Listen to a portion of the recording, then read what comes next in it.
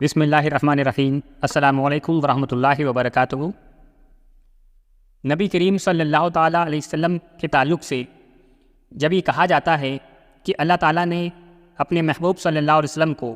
کل علم غیب عطا فرمایا ہے، تو اس پر کچھ لوگوں کو اشکال ہوتا ہے اور ان کو یہ وہم ہوتا ہے کہ گویا نبی کریم صلی اللہ تعالیٰ علیہ وسلم کے علم کو اللہ کے علم کے برابر کر دیا۔ حالانکہ ایسا بالکل نہیں ہے۔ اہل سنت و جماعت میں جب بھی یہ کہا جاتا ہے کہ اللہ نے اپنے نبی صلی اللہ علیہ وسلم کو کل علم غیب عطا فرمایا ہے یا تمام مخلوقات کا علم عطا فرمایا ہے، تو اہل سنت کے نزدیک ایسا بالکل بھی نظریہ نہیں ہے کہ نبی کریم صلی اللہ تعالیٰ علیہ وسلم کے علم کو اللہ کے علم کے برابر مان لیا جاتا ہے، بلکہ حقیقت میں نبی کریم صلی اللہ تعالیٰ علیہ وسلم کے تمام علوم جو ہے وہ اللہ کے علم کے مقابلے ایک ذرہ بھی نہیں ہے۔ یہ اہل سنت کا عقیدہ ہے،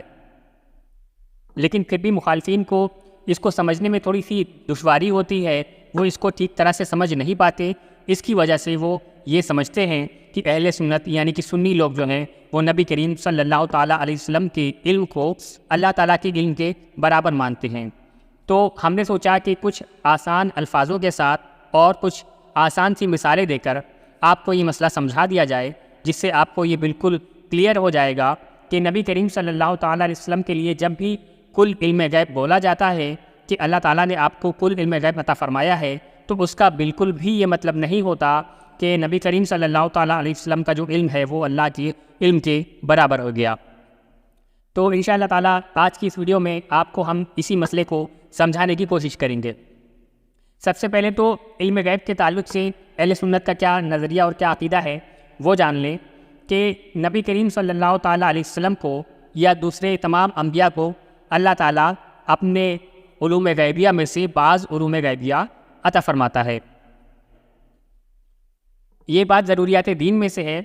تو اگر کوئی شخص نبی کریم صلی اللہ تعالیٰ علیہ وسلم کے لیے یا دوسرے تمام انبیاء کے لیے یہ کہے یا پھر ایسے یہ عقیدہ رکھے کہ اللہ نے کسی نبی کو کوئی علم غیب نہیں دیا، تو ایسا کہنے والا اور ایسا ماننے والا شخص اسلام سے خارج ہو جائے گا، کیونکہ اس نے قرآن کریم کی نص قطعی کا انکار کر دیا، قرآن کریم کی واضح آیتوں کا انکار کر دیا۔ اس انکار کے سبب ایسا کہنے والا اور ایسا ماننے والا انسان اسلام سے خارج ہو جائے گا۔ تو یعنی کہ انبیاء کے لیے اور نبی کریم صلی اللہ تعالیٰ علیہ وسلم کے لیے علم غیب کو ماننا یہ ضروریات دین میں سے ہے، اور اس کا انکار کرنے والا انسان کافر ہو جائے گا۔ دوسرا پوائنٹ آتا ہے کہ نبی کریم صلی اللہ تعالیٰ علیہ وسلم کو اللہ تعالیٰ نے علوم خمسہ میں سے بھی بہت سارے علوم عطا فرمائے ہیں،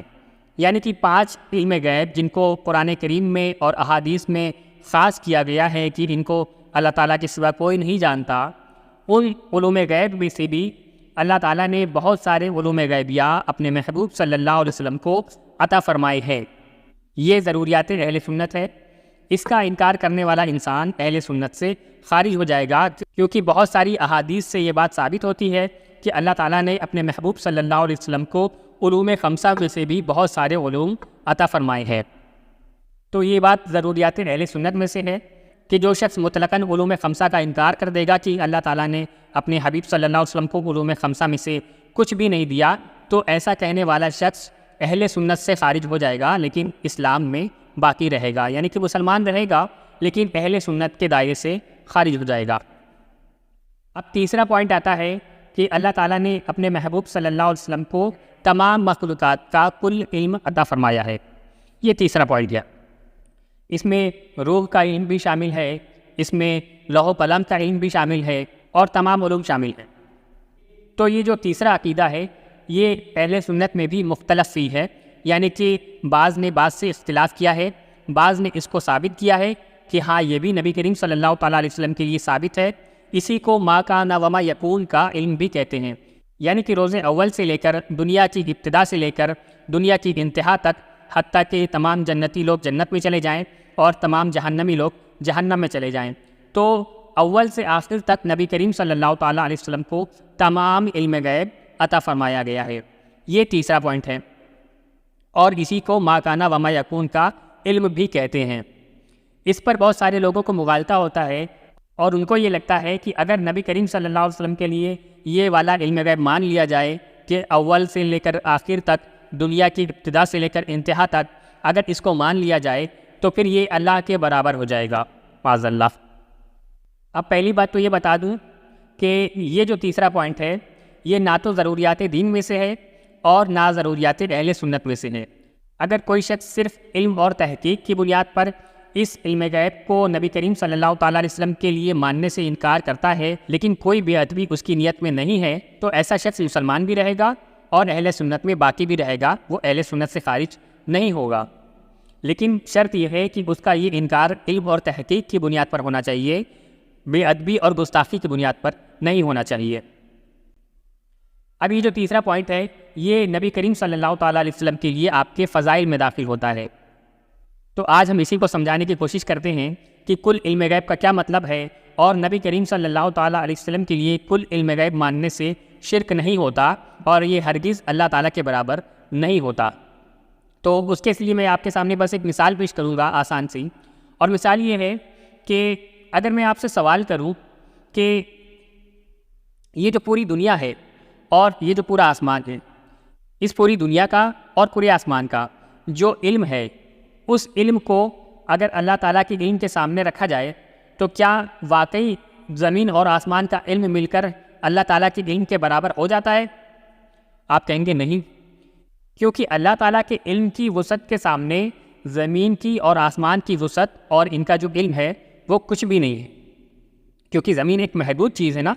جب آپ سولر سسٹم کا فوٹو دیکھتے ہیں تو زمین جو ہمارا گلوب ہے وہ ایک چھوٹی سی بال کی طرح نظر آتی ہے، تو زمین ایک محدود چیز ہے۔ اگر آپ یہ کہہ دیں کہ کل زمین کا علم اللہ تعالیٰ کے علم کے برابر ہے تو پھر ایسا ہوگا کہ اللہ تعالیٰ کے علم کو آپ نے زمین کے برابر کر دیا اور تب شرک ہوگا، کیونکہ اللہ تعالیٰ کے علم کو آپ نے محدود کر دیا، زمین کے برابر کر دیا، اور کسی چیز کو اللہ تعالیٰ کی صفت کے برابر کر دیا جائے تو اس کو شرک کہتے ہیں۔ اس لیے یقیناً جب ہم آپ سے یہ سوال کریں گے کہ کیا کل زمین کا اور کل آسمان کا جو علم ہے اس کو اگر اللہ کے علم کے سامنے رکھا جائے تو کیا اللہ کے علم کے برابر ہو جائے گا؟ تو آپ کہیں گے نہیں۔ اب ہم آپ سے سوال کرتے ہیں کہ اگر اس علم کو ڈبل کر دیا جائے تو کیا اللہ کے علم کے برابر ہو جائے گا، یا پھر اللہ کے علم کے سامنے کسی پرسنٹیج تک وہ پہنچ جائے گا؟ تو آپ کہیں گے نہیں۔ اب میں آپ سے سوال کروں کہ اس علم کو اگر 10 کے ساتھ ملٹیپلائی کر دیا جائے یا 100 کے ساتھ ملٹیپلائی کر دیا جائے تو کیا وہ اللہ کے علم کے برابر ہو جائے گا؟ آپ کہیں گے نہیں۔ اور نہیں کہنے کی وجہ یہ ہے کہ اگر آپ کہہ دیں گے ہاں تو اس کا مطلب یہ ہوا کہ آپ نے اللہ تعالیٰ کے علم کو محدود کر دیا، اس کو ناپ لیا، اس کا ایک ریشیو نکال لیا، اس کی پرسنٹیج نکال لی ہے، اور یہ پاسبل نہیں ہے۔ اس لیے لازم ہے کہ آپ کہیں گے کہ کل زمین اور کل آسمان کا جو علم ہے اس کو اگر ملا بھی دیا جائے اور اس کو چاہے 100 کے ساتھ ملٹیپلائی کر دیے، چاہے 1000 کے ساتھ، چاہے لاکھ کے ساتھ، وہ کسی صورت بھی اللہ تعالیٰ کے علم کی کسی پرسنٹیج کے برابر نہیں پہنچ سکتا۔ تو جب یہ بات آپ کو سمجھ میں آ گئی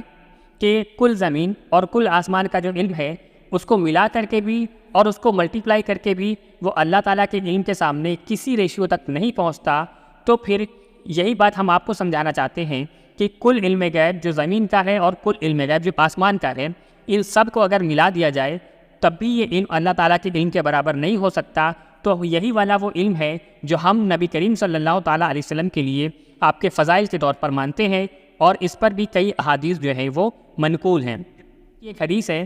کہ اگر 7 زمین اور 7 آسمان کو اللہ تعالیٰ کی کرسی پر ڈال دیا جائے تو ایسا لگے گا جیسے میدان میں کوئی انگوٹھی پڑی ہے، یعنی کہ 7 زمین کی جو وسعت ہے اور 7 آسمان کی جو وسعت ہے ان سب کو ملا کر اگر اللہ تعالیٰ کی کرسی پر ڈال دیا جائے تو ایسا لگے گا کہ ایک میدان میں ایک انگوٹھی پڑی ہے۔ تو آپ سوچ سکتے ہیں کہ اگر کل علم جو ہے 7 زمین کا اور 7 آسمان کا، ان کو بھی اگر ملا دیا جائے اور اللہ تعالیٰ کی کرسی پر رکھ دیا جائے تو ایسا ہی لگے گا جیسے میدان میں ایک انگوٹھی پڑی ہوئی ہے۔ اس حدیث سے بھی یہ بات ثابت ہوتی ہے کہ 7 زمین اور 7 آسمان کا علم بھی اگر نبی کریم صلی اللہ علیہ وسلم کے لیے مان لیا جائے تب بھی وہ اللہ کے علم کے برابر نہیں ہو سکتا۔ اس لیے جب وہ اللہ کے برابر نہیں ہو سکتا تو پھر شرک کا کوئی امکان نہیں ہے۔ اور کیونکہ کئی احادیث ایسی ہیں جو نبی کریم صلی اللہ تعالیٰ علیہ وسلم کے لیے ما کانا وما یکون کا علم ثابت کرتی ہے۔ خود صحیح مسلم کی حدیث ہے، حضرت ابو زید رضی اللہ تعالیٰ عنہ اس کے راوی ہیں، اور صاف الفاظوں کے ساتھ وہاں پر نبی کریم صلی اللہ تعالیٰ علیہ وسلم کے لیے ما کانا وما یکون کا علم ثابت کیا گیا ہے۔ تو اگر یہ شرک ہوتا تو کیا امام مسلم ان الفاظوں کو اپنی صحیح مسلم میں لکھتے؟ اگر یہ شرک ہوتا تو صحابی نبی کریم صلی اللہ علیہ وسلم کے لیے ایسے الفاظوں کا استعمال کرتے؟ ہرگز نہیں کرتے۔ ما کانا وما یکون کا تو مطلب ہی یہی ہوتا ہے کہ جو کچھ ہو چکا ہے اور جو کچھ ہوگا قیامت تک، اس پورے علم کو ما کانا وما یکون کہتے ہیں۔ تو یہی وہ علم ہے جو اہل سنت، ہم سنی لوگ نبی کریم صلی اللہ تعالیٰ علیہ وسلم کے لیے مانتے ہیں، اور یہ صرف ہم نہیں مانتے بلکہ یہ احادیث سے ثابت ہے۔ صحیح مسلم کا حوالہ ہم نے آپ کے سامنے بھی پیش کر دیا۔ تو آج کی ہماری اس ویڈیو کا مقصد صرف اس مغالطے کا ازالہ کرنا تھا کہ لوگوں کو یہ محسوس ہوتا ہے کہ جب نبی کریم صلی اللہ تعالیٰ علیہ وسلم کے لیے کل علم غیب بولا جائے تو ان کو یہ لگتا ہے کہ یہ اللہ تعالیٰ کے برابر ہو جائے گا، حالانکہ ایسا بالکل نہیں ہوتا، اور ہم نے اس کو آپ کے سامنے مثال دے کر سمجھا دیا ہے۔ امید ہے آپ کو دوبارہ اس میں کوئی کنفیوژن نہیں ہوگا۔ اس ویڈیو کو زیادہ سے زیادہ لائک کریں، چینل کو سبسکرائب کریں، اور اس ویڈیو کو خاص طور پر ان لوگوں تک پہنچائیں جنہیں علم غیب کے معاملے میں اور نبی کریم صلی اللہ تعالیٰ علیہ وسلم کے لیے کل علم غیب اور ما کانا وما یکون کا علم غیب ماننے میں انہیں شک ہوتا ہے، انہیں شرک محسوس ہوتا ہے، تو ان کی اصلاح کے لیے اس ویڈیو کو ان تک ضرور پہنچائیں۔ انشاءاللہ تعالیٰ اگلی ویڈیو میں ملتے ہیں۔ السلام علیکم ورحمۃ اللہ وبرکاتہ۔